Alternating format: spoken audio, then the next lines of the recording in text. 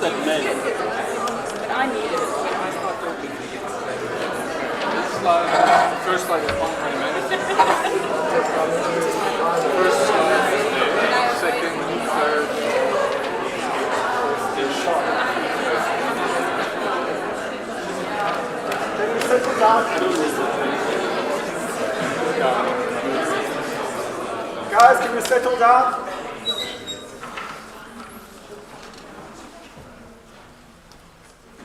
Okay, thank you all for coming. Sorry we started a little bit late. We were just sorting out the technical issues. But we have a lovely panel here today. Now, just by way of introducing them, you all know that most of what we do as architects is thinking about design, aesthetics, and most of the time that is what architects talk about, and most of the time, by and large, that is what we try to spend most of our time doing. But we often don't consider what are the ideas that underpin the designs that we do, the way we think about designs, the ideas that underpin the way we generally practice architecture. Right? Most of the time we're in the mode of doing things, the mode of applying things. And what is really special about this panel is that they try to not just look at the doing, but to understand why we do the things that we do. They try to look a little bit deeper and to look at what are the ideas that those practices are premised on. You know, why do we do things in the way that we do them? And perhaps if we thought about them differently, the world would look different. At least architecture would look different, right? So very often we're focused on the practice, but not so much on the things that underpin them. And so the academics that are here today, they engaged in that work of trying to understand architecture on a deeper level, that most of the time we don't really get much time to look at. And so we continue with the practices as they are out there in the world. And one of the ways that we do that is to have conversations, right? Which is why we have a panel here rather than just a single speaker. Because when we have conversations, then we can actually get into the meat of things, get down into the deeper structures of things, right? So that's why it's quite an unconventional panel or mode of giving a presentation, because of the kind of topic that we're talking about. So that's a little preamble to the contributions that we will hear from them today. So to introduce our speakers, to my left is Emmanuel Kambule, who is an academic based at the Tshwane University of Technology. Next to him is Carla Spies. She's a practicing architect from Spies Architects. And she and all of them are co-curators of the South African Pavilion that went to the Venice Biennale, which is the biggest architectural showcase in the world. And Carla Spies was also the project architect of the Javet here at UP as well. Next to her is Stephen Steyn, who's also an academic at Tshwane University of Technology, TUT. He's also been an academic here at UP in the past, and he's also taught at other institutions as well, such as the University of Johannesburg. And right at the end is Seshabo Mape, who's an academic based at Wits University. So this is a really great panel that we have today, and I think it's a very exciting topic. So I would like to hand over to them to introduce this pavilion and how it came into being and some of the ideas behind it. So I can just hand it over to you to take us into that. Right. Thank you for the introduction, kind introduction. I'll quickly just say that the way the project started is Carla approached me late last year, December.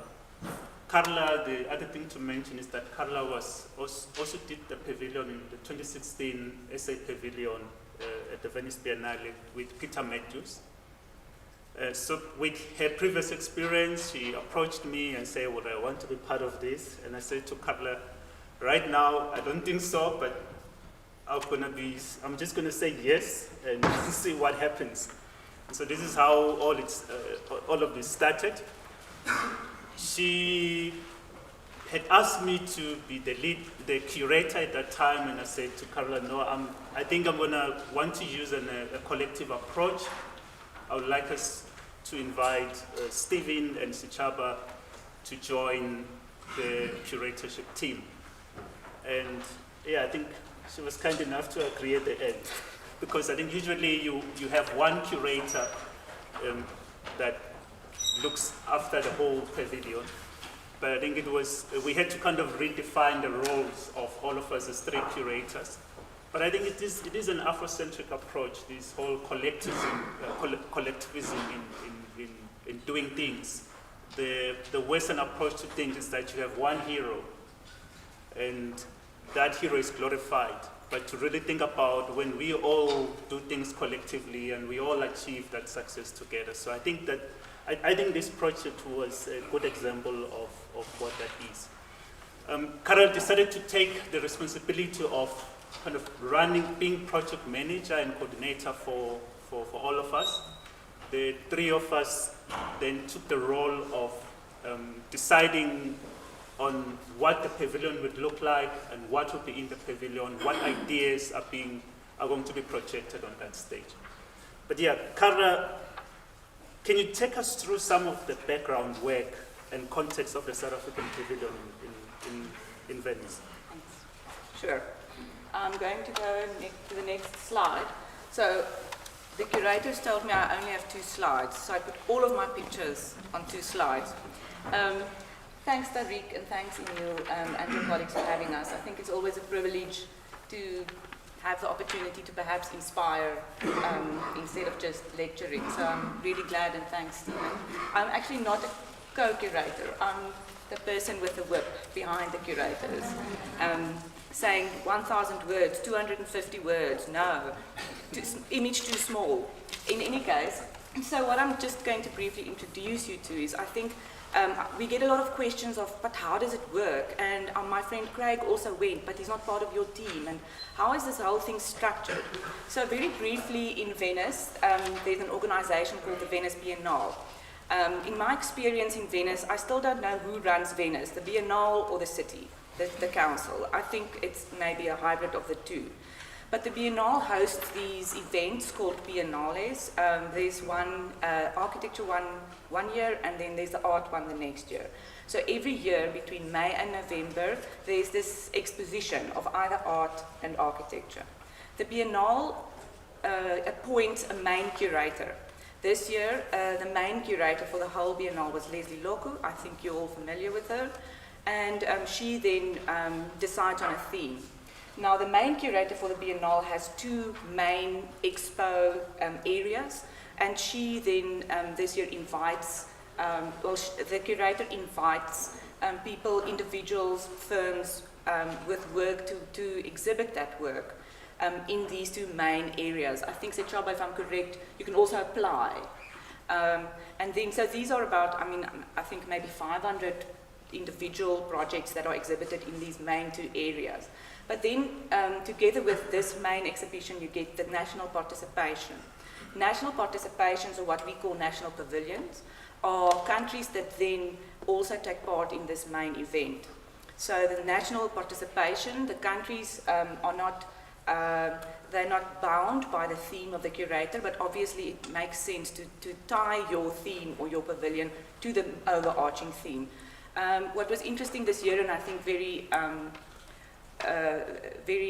inspiring for me as a woman in the built environment, is that Leslie Loku was only the second female to ever to be appointed for the Architecture Biennale, and also the first black woman, which I think does say something about the world changing and being open to those new, more open to women, if I can say it like that. So our national participation is then divided into pavilions. The national participations then each decide on their own curator or curators. And these then these countries then develop their own ideas around a theme or the general theme. This year, the general theme for the whole Biennale was the laboratory of the future. And our pavilion theme was then the structure of a people. And then around these themes, the curators then develop their ideas and also a design or an installation that embody that idea. And my job was really as an architect to translate and work with the curators to get that ideas built in a form that would really represent the concept. And I think Stephen will talk a bit more about the concept. So I'm not going to really talk about the content of the pavilion, but I do want to just explain the constraints of a project like this. Because I think it is, in South Africa, the participation in the national pavilions is actually very democratic. And I would like to see so much more people trying to get involved in the national pavilion. So South Africa has had a permanent space in a building called the Arsenal. So I'm going to try and do, so there is a very small picture of Venice. There are two main locations for where the Venice Biennale exposition is. The one is the Giardini, sorry, I see it's very, very small, but it's a large park in Venice, and I always say all the rich countries, but that's probably not fair, but the countries that have participated for very long, Finland, Denmark, Sweden, Switzerland, America, Germany, those countries have their own little pavilions, built pavilions in the garden. A few years ago, the Biennale Foundation appropriated a building or a bought land right next to the Giardini, which they call the Arsenal. That's a 921-year-old warehouse where the city of Venice, when they were still in the time of, who's that lover? Casanova. Casanova. In the time of Casanova, the city of Venice was waging war on the whole world. And this building was really where, so this is what it looks like, the Arsenal. This is the building where the city of Venice really kept their artillery. So this building has been beautifully renovated by the Biennale. And our pavilion sits in this pavilion. So if you actually walk along this corner, apologies, but this was during construction, so it looks much nicer when the pavilion opens. But you walk along this road, and then you turn right, and then you basically come to an area that looks like this.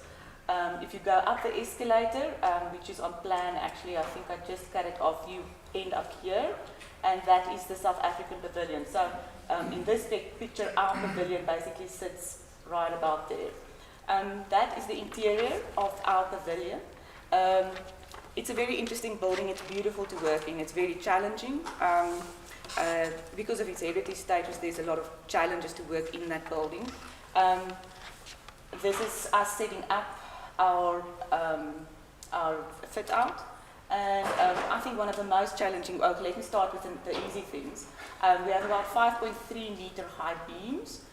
These timber beams, really beautiful. These beautiful arched windows and beautiful floor plans. And you can also access the building from the other side. So on this side behind us is the pavilion. So this building is the pavilion of Peru, and underneath we have the pavilion of Argentina. So some of the constraints of this building is that it has no equal angles.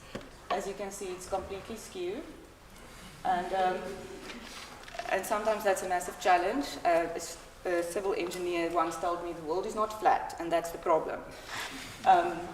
But so that's one of the constraints of the building. The other main constraint of this building is that we are not allowed to drive a single nail into building fabric. So we, as a team, decided our concept was to basically hang 6 tons of rope from the roof, from these beams. And the city engineer of Venice once screamed at me and he said, "You have to respect the building." So in the end, we had to devise this really, really complicated, definitely the most, it might be a little bit small, but this really, really complicated, most complicated detail I've ever had to work out so that we could hang our whole installation. I think it ended up being between 3 and 4 tons from these roof beams, from the diagonals of these roof beams, without actually ever touching. So this whole installation can literally clip off, back up, and go somewhere else. So that's just a brief overview of what is the shell that you're confronted with if you are a part of the national participation. Next slide. I put these pictures, oh dear, sorry. I put these pictures on the left because I said, this is what you sometimes think you're going to do in Venice if you're a curator. And I think about those memes that say, this is what my father thinks I do, this is what my friend thinks I do.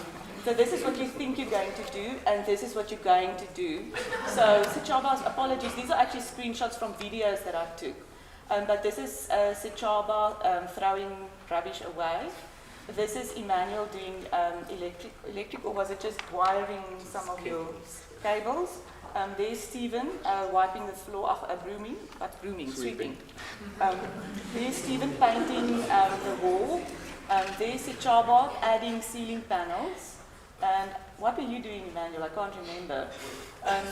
So something about the ropes or hanging work. So I think sometimes we think the curator is this very glamorous role where you're going to stand there and say, I don't like this, I don't like that.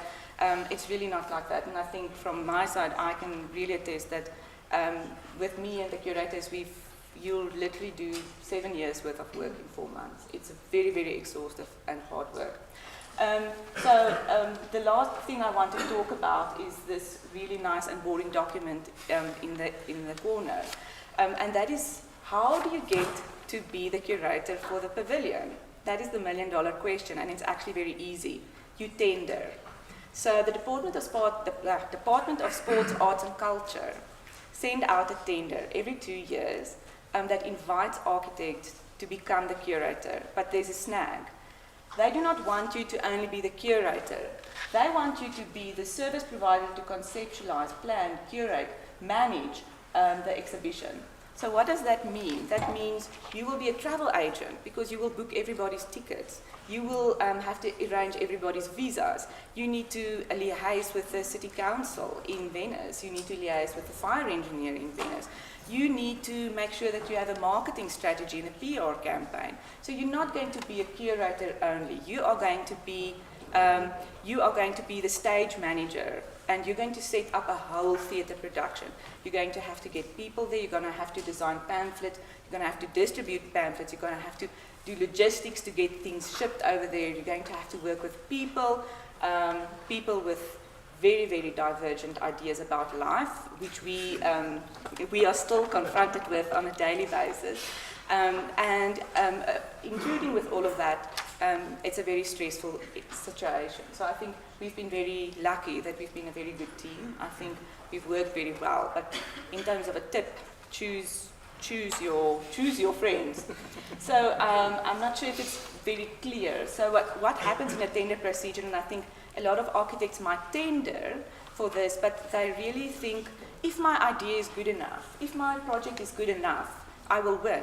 It doesn't work like that. A government tender has these lists of things right at the top, item 1 to 5, which they call mandatory documents.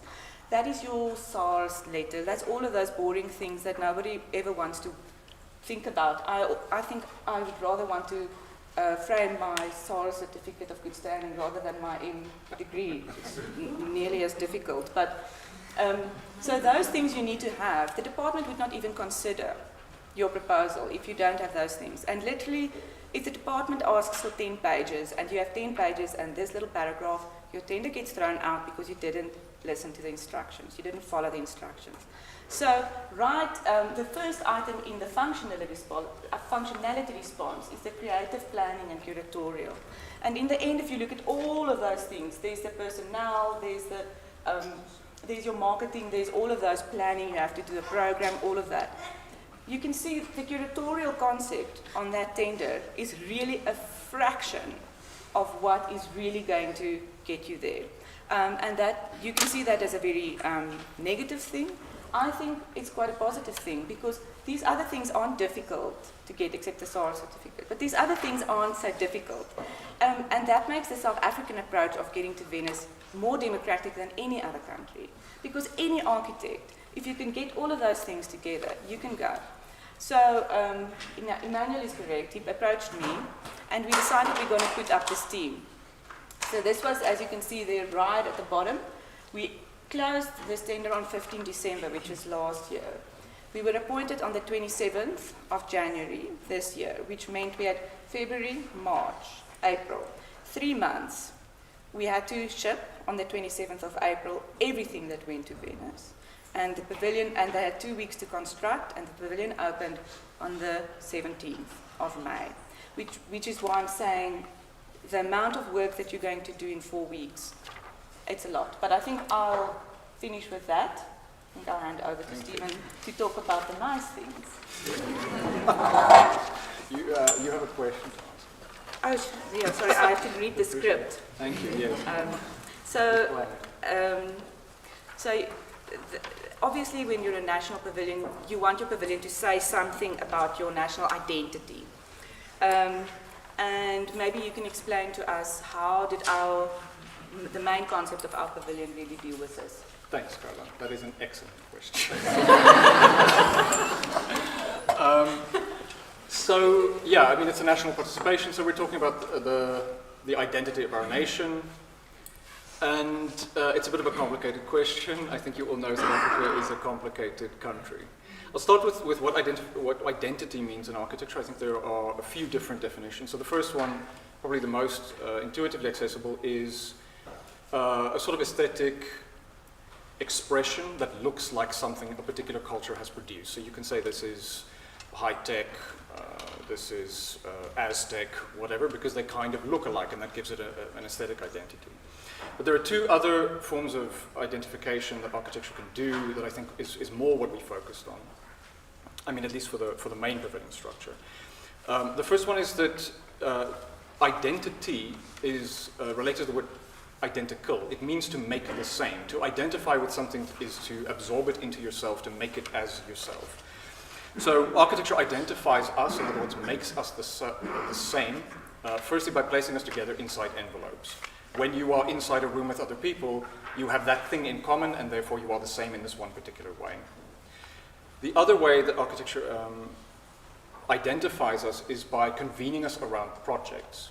So in addition to placing us together inside a room, through construction and design, it places us together around projects. It forces us to ask difficult questions of one another, make demands, be vulnerable, and so on, and that also then is a form of identification. It makes us identify with one another as a group. So for the main structure of the pavilion, this one, some of it's in construction, so if it looks a bit unfinished, if any photograph looks a little bit unfinished, don't worry, it's just construction. The finished project is here on the left. We also had to deal with how it is that we are approaching identity now. Where are we as a country in terms of how we identify? Historically, for the last 20 years, 30 years, there's been a lot of focus on the idea of freedom. It's maybe, I think we're in a bit of a transitional phase there. But this freedom is a little bit complicated in terms of architecture because total freedom means the absence of boundaries, and that's anti-architectural. You can't really make an architecture of total freedom. So the way we approached boundary making then was just to make them quite soft. So there's still a sense of containment. There's still differentiation between one space and another. There's still insides and outsides. But they're not too strict and too prescriptive in terms of telling you who should be where, what is where exactly. So in this, there actually is a route through the pavilion that you can take where you don't have to touch any ropes. It's 4.5 tons of highly recyclable high-density polyethylene basket braid ropes. But you can also walk through any of the walls. So, and most people choose to do that because of the textural dimension. People tended to kind of traverse the landscape much more openly. That's all I'm going to say about that. Thank you very much. I want to ask Emmanuel. Tell us what you curated and exhibited at the 2023 Venice Architectural Biennale. What is your position regarding the current discourse on decolonization of architectural education, Afrocentric design theories or approaches, and decolonizing modern architecture? Okay. Thank you, Stephen, for that question. It's just one slide. All right, let me just say that, so we divided the pavilion into 3 zones. So we have Zone 1, which I was responsible for, and then Zone 2, that Sechaba was responsible for, and Zone 3, that Stephen was responsible for. So in Zone 1, what we presented, or we then named each of these zones. So the Zone 1, we named it the past is the laboratory of the future. So we kind of looking, of course it's a play of words from the overall theme of the Biennale, which is the laboratory of the future. So we say, by looking into the past, we can be able to project something good for the future. And what we explored there were lessons and ideas from South African indigenous architecture that can be applied in contemporary society. So it's one thing to study indigenous architecture from the point of view of saying we need to preserve it and keep it there in its pristine state. But it's another thing to say, hey, we've been looking at all other places for theories. We've looked at Western theories, we've looked at maybe even Asian theories that we are using and exploring and experimenting with in architecture, but we have a resource right where we are, especially in the African context.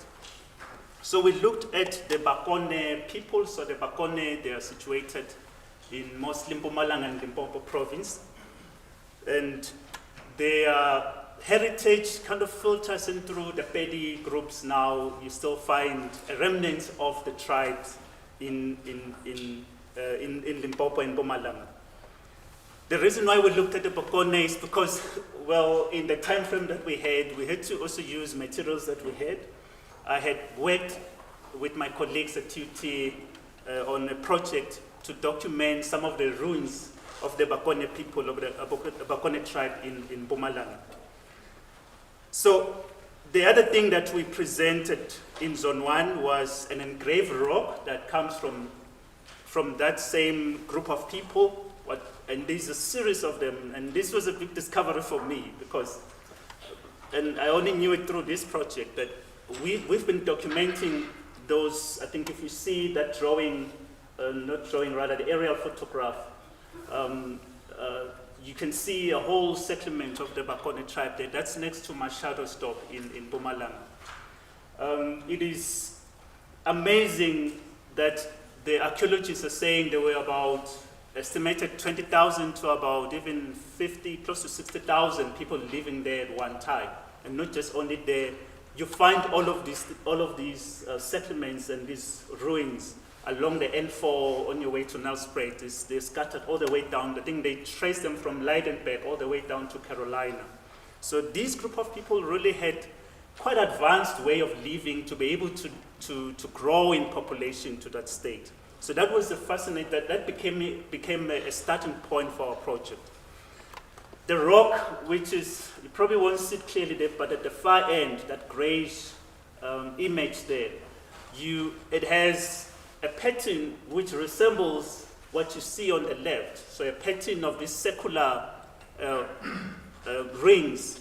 And the circular rings, they are very similar. There's a core in the middle, which is ideally where the crow there is a Catholic crow. Then there's a series of small rings around that core ring, and that's where you will have goats and sheep and sometimes ritual spaces around there. Then the space between the inner core ring and the outer core ring, that's where the hearts are. And what you see in the image there, with the hearts, with the light, that is an idea of what will be what you see inside that space between the outer core and the inner core. So this was fascinating for us, and it became quite an important thing to explore. So the other person that was part of this Zone 1 was Tisimaila, who took the photograph, and that's from the Boukunde cultural village in Limpopo. So it kind of gives you a feel, an idea of what you would find in that settlement if it was fully reconstructed. Then your question, Stephen, about decolonizing architecture education. I think before Africans were colonized, they had their own knowledge systems, which they used to create thriving communities. And this Boukunde settlement is showing us that this knowledge was so advanced that they were able to even come to the point of, I would say, urbanization, because what you see in these settlements, and that's what the archaeologists have written about, what particularly from VET, Dr. Skuman, a lot of her work has been around this area, and she's also written a book called The Forgotten World. And they talk about the system of terracing these spaces and these streets that are connecting these homesteads. And of course, the vast population that had lived and survived at one time in just one settlement. So, but what can we take from this? What we can take is that the Africans had a way of representing space as they did in the rock, but also to really think about urban space. And in terms of what we can take from the homestead is that although we don't have precedents of what you would call an urban precedent, an African urban precedent at this era, which is pre-colonial, the way that the homesteads were constructed were a series of houses that are interconnected by spaces. And that in itself, if you were to study and find the meaning behind that, you will learn a lot about the principle of urban design and just how you interlink buildings, which is what urban design is. In a city, we have streets and buildings and spaces in between. Of course, now we have infrastructure that also interlink these spaces. But I think there's quite a lot to take from there. And I think we need to get this into architecture education. I was lecturing here during FISMAS 4, and with some of the students here, we had engaging debates about decolonizing architecture education. One statement that kind of intrigued me was from one student from UCT that said, we don't want science because it's not African. And I thought that was probably misguided, because there is recorded history, well, not necessarily published out there, but there's recorded history of how Africans have also contributed into scientific inventions, scientific discoveries. One that comes to mind is McCoy, who was an African engineer. We use the term the real McCoy today because it comes from his inventions. He was so good at his inventions that if you copied his invention, it wouldn't work like his. So when one particular one was a lubrication system for the trains, the steam engine trains, which had the wheels were connected to a steel rail. So they had to stop the train now and again and lubricate it. So McCoy invented a system that will self-lubricate the train wheels. So if you were to get something that was from Com, it wouldn't work. So they'll say, I want the real McCoy. But there's a lot of this, and similarly in architecture, if we were to document the contributions of previously excluded groups, I think it will enrich our education as a student, as an educator, as a practitioner, because it means now you are exposed to a vast range of ideas. And I think in summary, what I had explored then, what is at the bottom of the slide, was I looked at the work of Franco Franscura, because I studied when I was doing my thesis. I looked at a lot of his work and then engaged with him. And he admits that, look, I documented these African homesteads, especially in the southern African area, but I really don't have an insight into them. I was an outsider just documenting what I see. But we still need to develop theories and framing theories around the meaning of these buildings and spaces. And so I think I use this as an opportunity then to start engaging with that idea of how do we take these ideas forward into contemporary architecture. So what I presented was a folly, which is then inspired, I don't know if you see that image at the bottom, on your bottom right, which mines from indigenous architecture, but say it doesn't have to be indigenous architecture when it's mud and stick and mud and thatch roofs.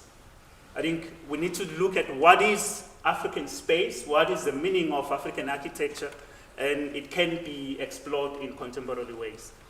All right, that being said, I don't want to take Stephen's time. I'm going to ask Shaba to take us through zone 2. And if you can speak about your zone and introduce indigenous knowledge systems to us and the African philosophy into architecture, as a homegrown theoretical framework for the field. I mean, I know in your latest work you are exploring AI and how you use AI to produce ideas around what these indigenous knowledge systems are. So I'll hand over to you. Okay. I'll try not be too long because I know Tariq's going to ask me questions where I can elaborate anyway. So I won't be too long. So I'll just be very frank, right? I've just wanted to always see what would a really authentically African design look like. I mean, I'm sorry, like since first year, that's all I've wanted to see. Because, you know, you kind of go into varsity and you see the things that people are designing, and then you ask yourself, well, how is this, what does this have to do with me and my values and my upbringing and my culture? And, you know, the way I like to phrase it is like, although I didn't phrase it like that back then, since first year, I wanted to see Wakanda before they created Wakanda. I wanted to see Wakanda. I wanted to know what is it like to live in a world which is, you know, as well developed and beautiful and works socially and economically, that actually reflected my values as well. Because unless you've just never looked around, a lot of the buildings and a lot of the spaces that we live in are very Eurocentric, even till today. And you can debate with me whether, you know, that's true or not, but as far as I'm concerned, that's the case. So I've spent the past 10 years trying to figure this thing out. You know, when I left, when I finished my master's, I wasn't satisfied, so I went and did my doctoral thesis to try and understand all of this stuff. And just something that is, for me, the takeaway that I want to give you guys. You know, Emmanuel is talking about Afrocentric architecture, you know, and decolonization and all of that. And the question is, why does it have to be decolonized? And what does it even mean for Afrocentrism?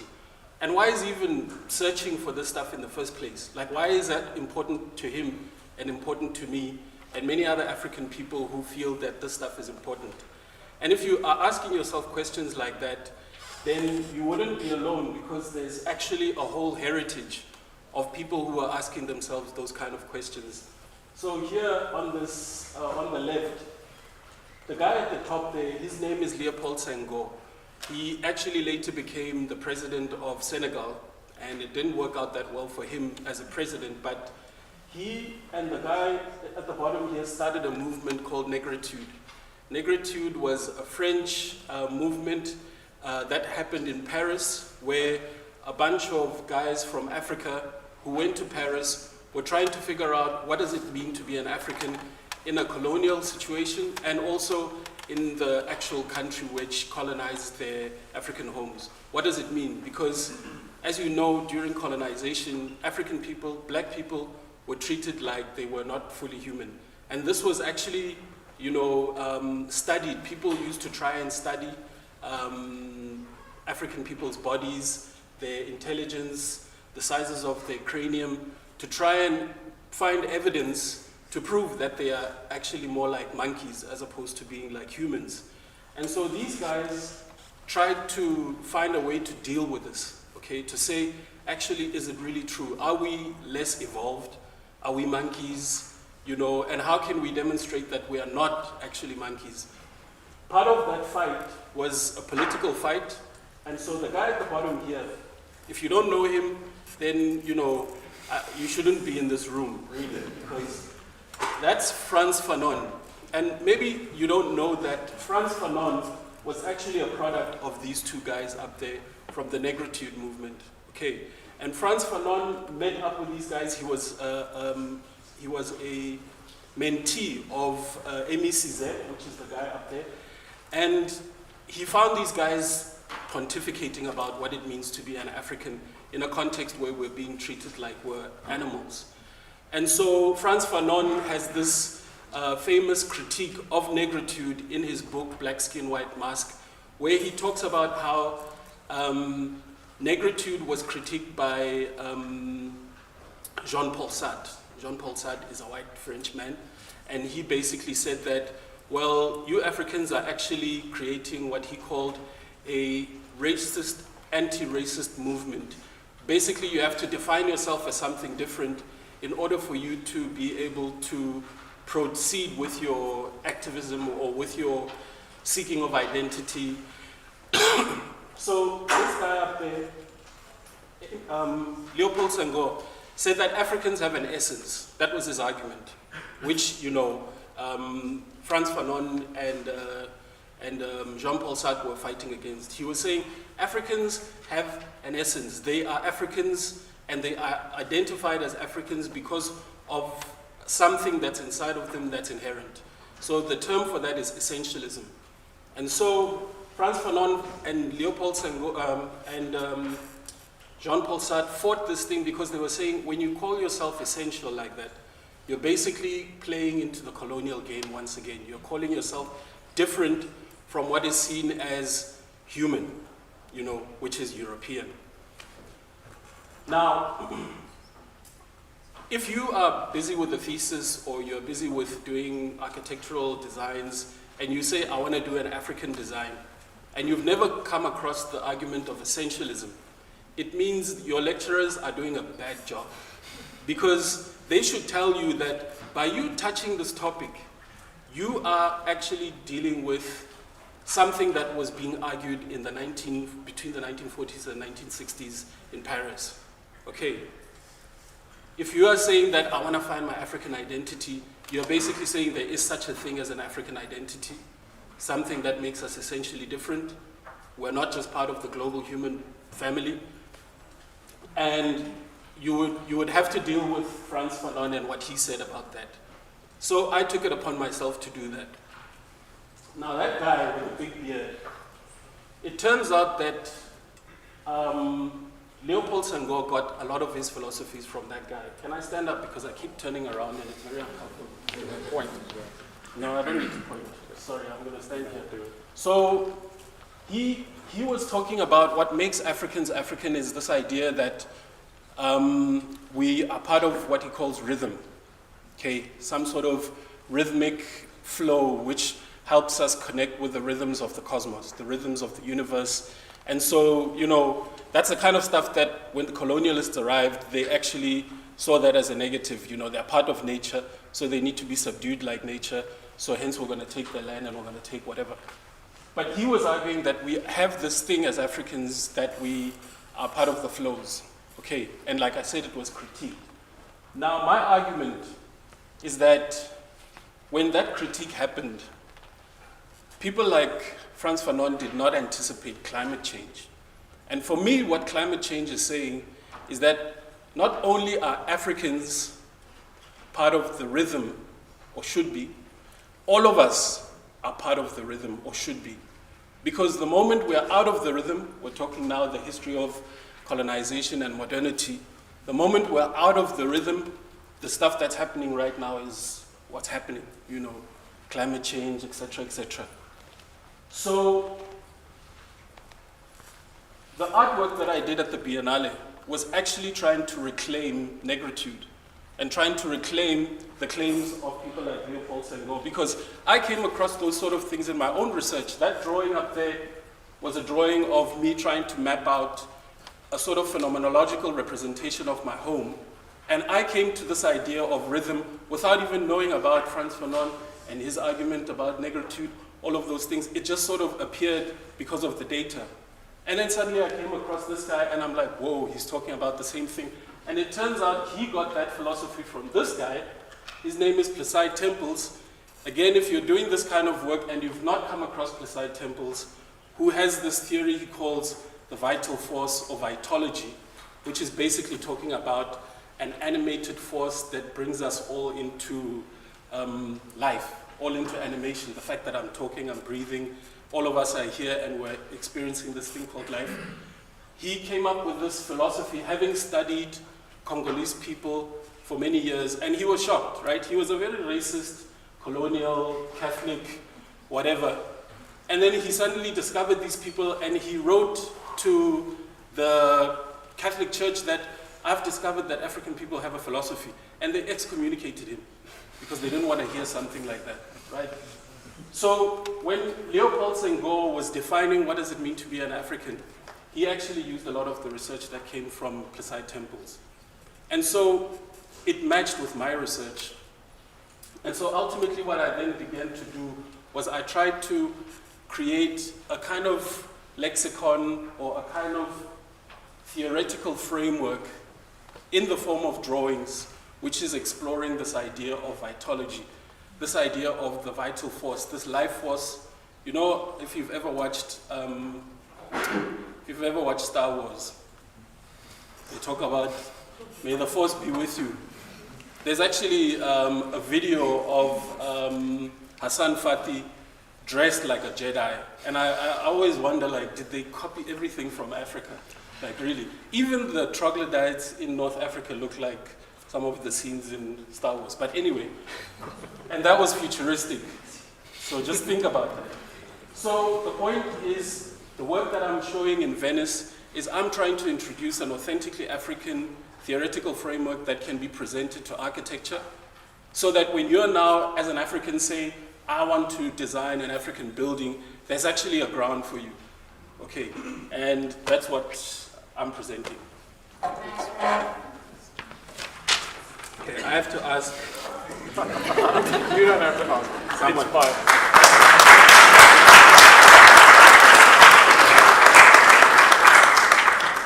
But it's not over.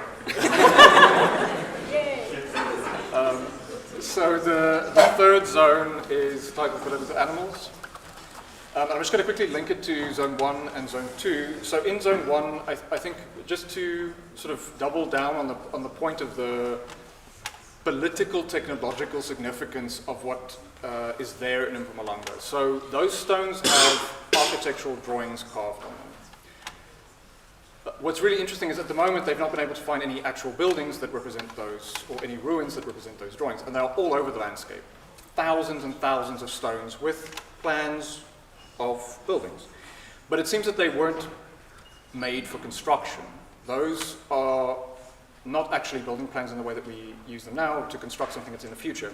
What the people who were making those drawings were doing is they were thinking about their social structure as though it was architecture. In other words, in addition to what Tarek had said earlier, that we're thinking of an underlying rationale for the forms we make, what we're also looking at is in what way is architectural making itself a way of thinking? And these people already knew that then. So this idea of like paper architecture and so on, this is the 13th century, and it was already common practice.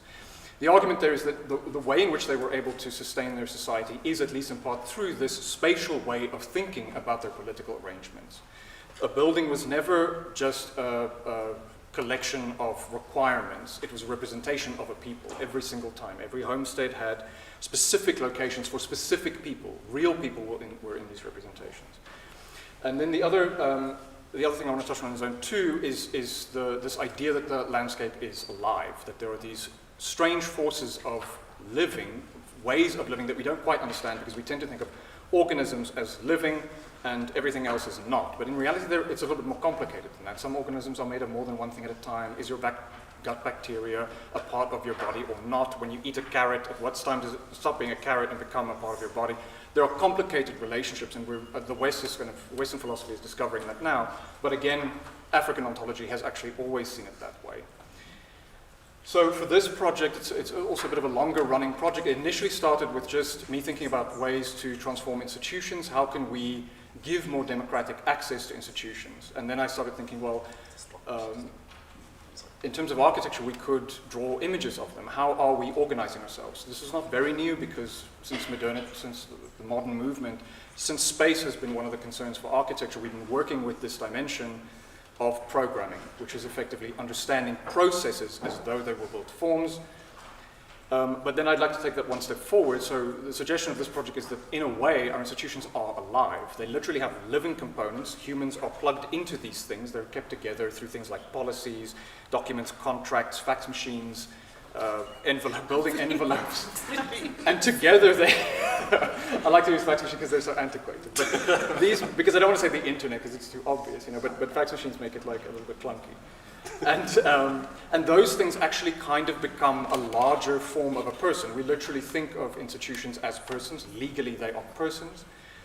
So this is a way of thinking about the future of work for architects to include not only buildings, but also the possibility that we might engage politically by making structures of our society. So for this part of the presentation, we asked all the architecture schools in the country at very short notice, under extreme pressure, sorry, to basically respond to that as a brief and try to make a representation of their own organization. It wasn't really required that it had to be critical. It could just be, this is the procedure how you get into a university. These are the steps. So different universities responded differently depending on their sort of their own individual identity. I think the biggest one here is the one from the University of Cape Town, showing kind of the internal processes of the university as sort of organs inside this glass container that sort of is the university as an institution or as a brand that holds all those different pieces together. The University of Johannesburg did one with the Graduate School of Architecture's unit system. How long have they been running? What kind of character do they have? I'm going to do just one more, which is the top right, which is about the experience of a first year trying to access the university bureaucratically. So that had quantitative data like how many phone calls did you make? How long were you on hold? And all of those things are then represented as spaces and walls and doors, entrances and exits, things that are closed, things that are open, things that are out of your reach and in your reach. Not symbolically, it's not about saying universities are bad and inaccessible, it's just saying this is what it would look like if it were a landscape, which gives us a slightly different idea of how it is, and theoretically, hopefully, architects can then contribute to people having better access to our institutions. And there's the rock and us. Thank you.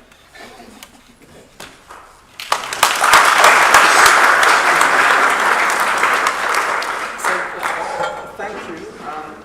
So let me quickly introduce the rest of the panel that's here. My name is Tariq Tofa. I'm a lecturer here at the University of Pretoria. This is Lutando Thomas, also a lecturer here. And on the far end is Emile Cronje, who's a collaborator with many projects and courses here at the University of Pretoria as well. Tariq, I actually want to just interrupt you because I think it's very important to say that Stephen and I and Emile were in the same year. We graduated in the same year. Thanks. Well, there you go. Hopefully they don't ask us which year that was. So what we're going to do just for the remainder of the session is we'll just prompt a few questions, and hopefully that can also, I'm sure there are many questions from your side as well, but maybe that can also stimulate some thoughts on your side, and then we'll hand it over for any burning questions, and I'm sure there are many from your side as well.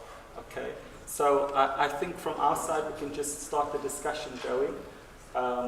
Lutando, would you like to start? Sure. I'll say good afternoon, everyone. I think it'll take some time to form these questions because I had an idea of what to ask, but quite a bit of the content that was part of the questions was actually answered. So I think a part of me asking that is going to be reframing those questions to some extent. I think I'll start with Sichabo with the first one. I think quite a bit of what you presented was eye-opening. As a person who's beginning to engage with some of the content you're speaking about, I found it quite insightful.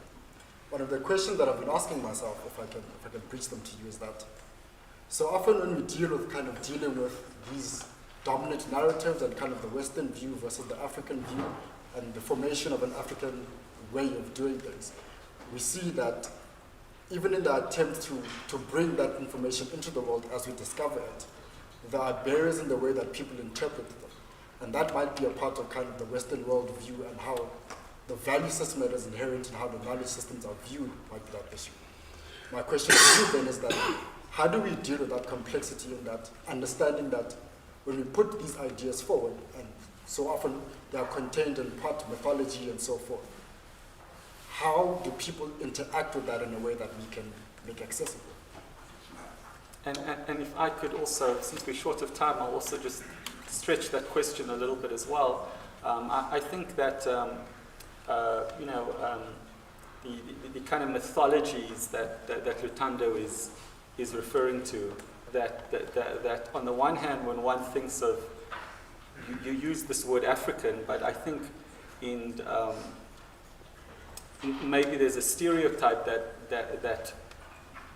that is not a source of real knowledge, that it's mythology, or it's something from the past, something that doesn't really have something to give to us today. And I think that the way you all speak about it is that you are saying in many different ways that there is something there. There is something to offer the world and the continent and the country.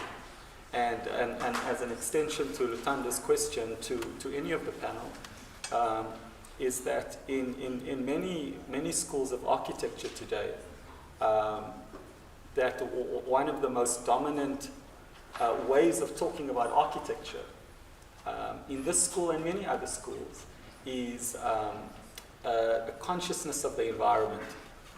Said in many different ways, that environmental thinking and consciousness and green design and known by many other terms is such a dominant way of talking about architecture in South Africa and all over the world in many ways. And the question I would put to you as well is, in reaching into this past that you are so beautifully telling us has got something to give to the world today, how do you see that contribution that you're trying to retrieve as not something, as Lutanda suggests, is steeped simply in some world that has passed, but that in ideas of sustainability and environmental thinking and consciousness and sensitivity and so on and so forth, what does it have to give in that context? Because we often understand that as a very technological endeavor. Environmental thinking is something that we draw from. It has a high-tech sometimes atmosphere about it. And so my question is, how does this positive contribution that you're alluding to speak to that kind of environmental thinking and activism? Okay. No, that wasn't a sarcastic okay. So, but it's to any of the panel as well as Mr. Shabra. Okay, let me just answer his question. He's basically asking me, but what about witchcraft? People are going to be like, this is just, or like the whole thing of, you want to take us back to Randavels, that's like old things. So there are obviously all these negative stereotypes, and how do we, number one, deal with that, and also simultaneously, even the whole thing about sustainability. So my answer to that question is, we basically have to use history and theory of architecture, but we have to do new research. So what I did is I went and I dug into the archives and the archaeology from where I come from. I'm from Kuruman in the Northern Cape province. And if you know anything about that region, it's got very old evidence of human habitation. And then it's got a missionary that arrived during the colonial times where people like David Livingstone used to go chill. He actually got married to the missionary from there. And then it's got later history of mining and all kinds of things. So already there's a history of the sort of processes of an ontological evolution, sort of a kind of evolution of worldview just in that one town, okay? So at the beginning, when the Khoi and the San ancestors, my and many of you's ancestors were living there, they basically believed that the world and the landscape are alive. They are living entities, right? And part of interacting with these living entities is that you need to be in line. You need to align yourself. You need to be in some kind of synchronicity. And the thing that brings us into that synchronicity is what we call ritual. Okay, whenever you use the word ritual, just know that you're saying that you're reconditioning someone's brain so that it synchronizes with some phenomenon in the world. And I did my PhD on this, and I looked at neuroscience, and neuroscience shows you that through some form of excitation of the neurons in the brain, like for example, when you go through rhythmic movement, clapping, dancing, any sort of excitation, or when you do sensory deprivation, any of those things basically create a situation where the synaptic connection in the brain becomes loosened. Okay, Which means what? Which means there's an opportunity for recalibration, for relearning, for changing your perception. So if your environment is changing and your state of mind is fixed, that means you're maladaptive. That means things are going to change and you're going to get hurt because you're not adapting. But if your brain is going through a process where those synaptic connections are loosened and something is changing there, then you equally adapt and change.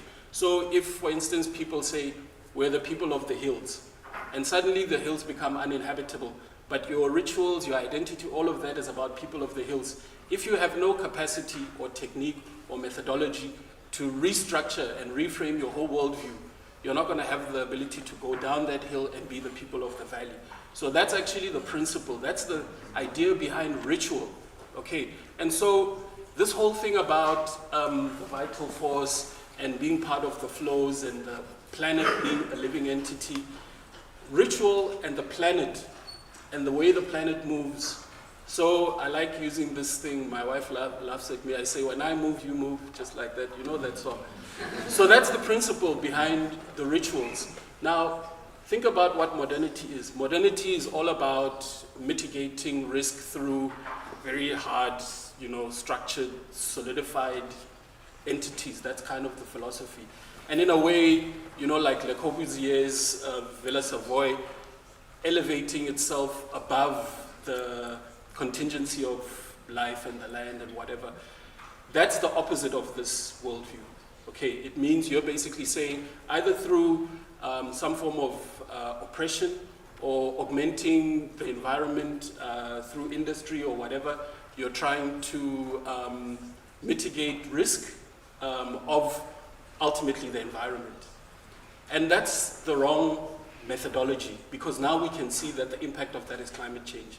So how do we deal with sustainability is that we need to think about a new theoretical framework that says we have to be part of the flows. And that's ultimately how this principle of ritual and indigenous knowledge connects to sustainability. Okay.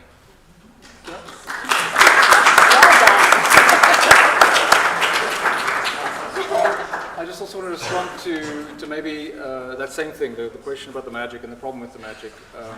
What do you call it? Witchcraft. I can't remember now where this quote is from, but any sufficiently advanced technology is indistinguishable from magic, or Clue or something. I don't think that it has to be symbolic and mystical. I mean, if we say the landscape is alive, okay, we know that it isn't because it's outside. But how is that outside determined? What is it that places things together? So, for example, you have calcium in your bones. Is that calcium alive or not? So when you see something that you know is non-living, the fact that it is part of something else that is living, that's normal. That doesn't have to be particularly esoteric. That's scientifically correct, because it's a matter of scale. How far away are you from the object, and what framework are you using to put those objects together inside? And that's quite architectural. What kind of surfaces, what kind of skins are you using to compose things into what you can experience as a living organism? And Western philosophy now is doing that all the time. This is Sloterdijk's critique of Heidegger, Graham Harman with object-oriented ontology, queer ecologies by Timothy Morton. So in terms of also saying how do we contribute, I think it's actually also how do we claim what we've already been contributing this whole time, actually, and just remind people, remember who we are, and then remind people that we've been doing this. I mean, I say now we as Africans, obviously that's a bit of an appropriation, you know what I mean by that. Thank you. Okay, well, look, on identity, for example, that idea of these soft walls, that you are able to identify yourself. I am an African in a very literal way. My passport says I am an African. I am not an African in a different way, in the same way that an African American can identify as an African. Those identities are not concrete. They're movable, and you can shift between them, and we can. The point is, I suppose, to democratize that identity and not identify on other people's behalf, tell them who they are supposed to be, and then put them in their place, but rather kind of listen a little bit and hear how people would prefer to be identified. I'm going to hand over to Emile Crenier, who's done a lot of work, but just as a quick preamble to that, I think that the kind of dichotomy between science and African contribution, between sustainability and something from the traditional and historical context of this country. But I think another topic is that in South Africa we know more than anyone else that South Africa has got such a difficult history, and those tensions continue to live on today. Questions we don't really have answers to, that we don't really know how to resolve all the difficulties and social tensions in our society, and that we need to find ways to be able to speak to one another. And I think a part of a lot of the work that Emile does, and she'll speak about it in a second, is to find ways to speak to one another. That is not necessarily the lecturer standing and delivering a lecture, an individual, but finding different ways that people can connect to one another, and a more inclusive kind of a space, and a way to speak together, and a way to build knowledge together. So Emile does a lot of work in this regard. So over to you. Thank you, Tariq. So I'm going to shift the conversations. Everyone's still good? Okay, cool. Thanks for answering for everyone, Francie. I'm going to shift the conversation just to a little bit more of a personal and intimate question, perhaps. So what we did leading up to this lecture is we did what we call a vibe check in the building. So we sometimes put up these posters to kind of probe from the students how they are, where their thinking's at, and it's anonymous, so it's kind of a safe way for them to give us feedback. So the 3 posters you see there, we asked 3 questions. The one was, what are architects in South Africa doing? And then the second one was, what should architects in South Africa be doing? And then the third one was, what's keeping us from doing that? And the answers were interesting. But as always, mental health came up in a big way. Always. A lot of talk about pressure and not enough support, and we need more therapy. And so it's always an overarching theme, is this mental health crisis. And I don't think it's only amongst architects, but I do think we all graduated from architecture school, we know how it gets. So my question to all of you would be, how can a different way of practicing architecture and teaching architecture that is more focused on a collaborative, communal, supportive framework and steps a little bit away from this idea of the individual genius, the pressure that comes with that, the competition that comes with that. How can we shift towards a more wholesome environment in our schools and in practice? I think, Emmanuel, you can, because that touches on a lot of things you were alluding to, I think. Yeah. It's an interesting question. I wasn't prepared for that. In the work that I've explored, because I grew up in the village, so I had a village worldview to things. And of course, I moved between the city, and that's in Swaziland. I was born in a village. I was brought up in a village. I think the concept of Ubuntu, and we were never in class we were taught about Ubuntu, but we were taught ways of living that exposes us to that. And because of that, I'm fascinated on how I bring that to architecture. And one of the things I remember is, as a kid, I grew up with my uncle. My uncle had 3 wives at that time, so just giving you the framework. So I grew up in my home state. We had a village in that before we even look at the rest of the village. So we had about 20 plus cousins in one space. So I kind of grew up in that environment.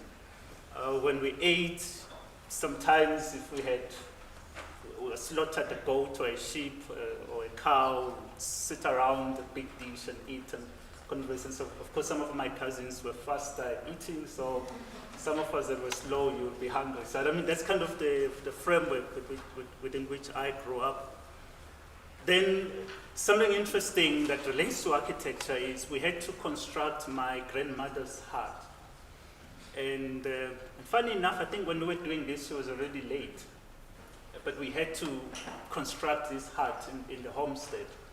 It was a whole collective thing.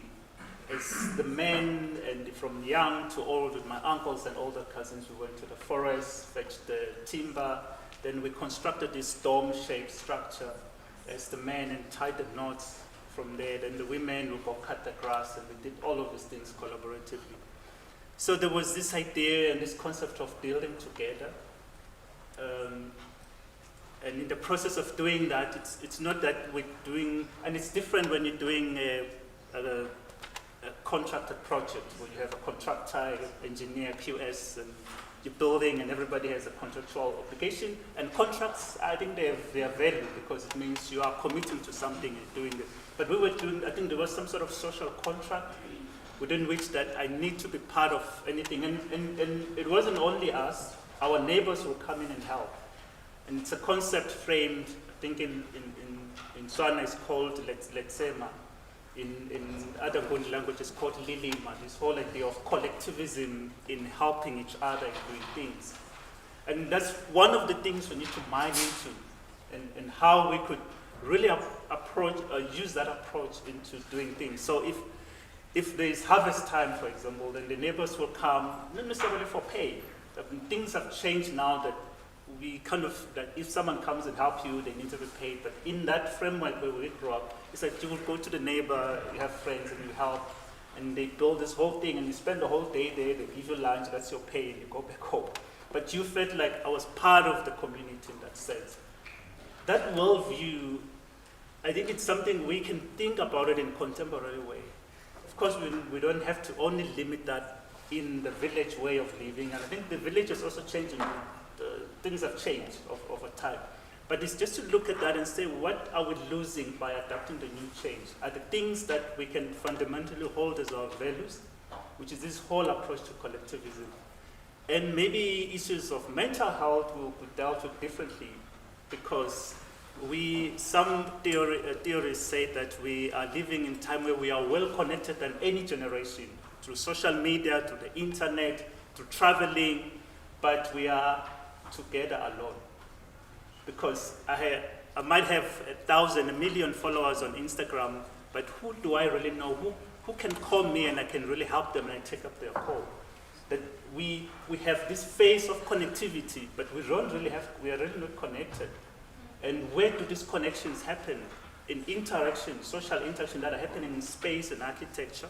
And I think COVID time really showed us that we can stay on Zoom the whole time, but there's something missing when we meet each other and I see you and I really see who you are. I mean, I had students that were very hostile on our Zoom meetings during COVID, and then when we met, they were apologizing, they were in tears because this interface kind of created distance between us. So I think we need to remember the value of, it actually brings us to the value of being in space and architecture and connecting as human beings. It will go a long way in addressing some of these issues. That's all I'll say. Can I add to that? Something that Stephen also mentioned about architecture that convenes us, but also projects. So I think if I have to think back about when we studied, you also mentioned students. In the end, the thing that I think pulls a lot of students through is your friends and the people who are with you in studio. And I think it doesn't change. It doesn't ever change. I think what helped us as a team, I mean, we were a group of people who didn't know. I didn't know Emmanuel, I didn't know Sechaba, I didn't know, I think, the rest of the team really. So in that sense, we also convened around a project, and how you negotiate people with completely different worldviews and ideas and values is also a sense of being vulnerable. Is saying, listen, I don't know this, or listen, I'm going through a really tough time. Listen, I can't deal with this now. Can you help me? Or I'm really angry right now. I mean, that's things that happen, and to be honest about those things and to ask for the assistance when you needed it. So on a more practical level, I think that was something that I took away from this as not being. We are not adversaries. We have a common goal, and to try and accommodate each other and each other's worldviews. And I hear these stories about Emmanuel and he told us some other stories about taking home with his nephews or something that I couldn't believe. But these really different, sorry, I shouldn't have clipped, I shouldn't have told, sorry. I'll talk to you after this. Okay. but so constantly learning that we come from such different perspectives, but being vulnerable. And I think I had some questions for Sechaba sometimes during the period where I said, Sechaba, you have to forgive me, but I'm going to ask a white woman question for you now because I really don't get why you're doing this. But then to say, I'm just curious, I'm not being judgmental, I'm curious, and I think Sechaba and all the curators had really had a talent in explaining patiently, and I think that was definitely the glue that made this process possible for us. I think we're almost out of time, but I first want to hear from the audience as well. Aubrey, can I ask you if we have time? You know more than anyone else. We've got 5 minutes. Okay, can I just get very urgent questions? We'll take one from where? Is there anyone else? Where? Up there, and maybe one more? And we'll just hear them all at once. Okay, and over there. Okay, so Moyo, keep it succinct because we're almost out of time and we just want to take those other two very quickly. I don't know who to give this question to, but it relates to that recurring aspiration to see yourself in, as you go through the studies of architecture, like see your identity in the content that you consume and read and produce. And I think that is a ongoing, like it's an ongoing project or movement or whatever you like to call it. And because I've had conversations with, for example, Dr. Emmanuel about like his experience being in Boukunde, studying there, and his feeling of his culture and how it translates to his building, his experiences here. And there's always this like battle between being black, being African, and a pursuit of expressing your identity through architecture. And it's an ongoing. I want to just emphasize that even students who are in first year today have that same experience. So the question that I have is, what advice do you have for your first year self in the studios and lecture halls of Boukunde? What advice would you give yourself if you were, to look back at who you were at that time? And how would you encourage yourself to keep going? Just in 2 sentences, if you can, at the back. As succinct as possible. Yes. So I'll start off and just ask Emmanuel. Basically, we have our architectural education moving at faster pace than the working world in terms of business schools. So I just want to know, in terms of having to extract all that architectural ideas we have from the past, how can we establish a process that will facilitate those ideas into our practice?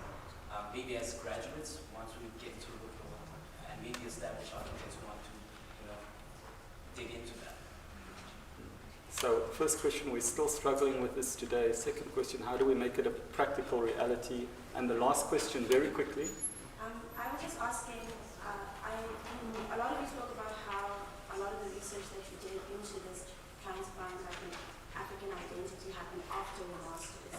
Is there a way that you can kind of like bridge that gap to how undergraduates or students, while they're in that process, because I think a lot of students start to feel a disconnect during that time, and yes, there are a lot of them that are like searching for it or curious, but there are a lot of them are feeling like it's almost like this is the way that life is, and not possibly the way that it could be when you get to your master's or you start to work through your PhD. Is there something where it can actually inspire students from their undergraduates to actually even help to add to the research of this, rather than just it landing on their lap, if it may, during their undergraduate studies? So how can we, as students, be part of new knowledge making rather than it's only something we do after we graduate, like Seshaba's PhD that he... well, we're out of time, so as you've spoken at length, but now you have to be as bold and clear and bullet point as you possibly can. And I can answer him. yes, So if I didn't go to Boukunde, I was at Wits. But if I were to say something to my first year self, I would say, keep going, you're going to be the curator of the Venice Biennale.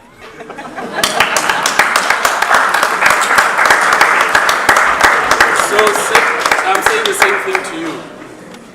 and very quickly transforming practice and transforming education.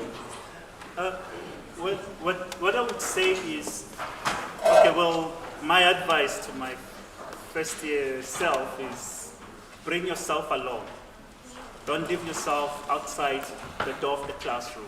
Bring yourself along into every project, into every philosophy, theory discussed. Where are you? Find yourself there. Then in terms of making these ideas practical, I think it's more than architecture. At the opening of the Venice Biennale, I was talking about changes that need to be done even in town planning. Because if you had to build a house in a urban space that has zoning requirements, building lines, height restrictions, zone uses, what you're supposed to use there. So we need to interrogate that. We need to change, because then we can bring along activities that are not defined within more or less almost like a Western view of what an urban space is. And I think to practicalize this, we'll have to do that. We can't change things within architecture only. We need to engage with our police and town planning, urban designers, policy makers, and really make good change. On that point, we'll conclude the session. Thank you all very much. Can we give them a round of applause?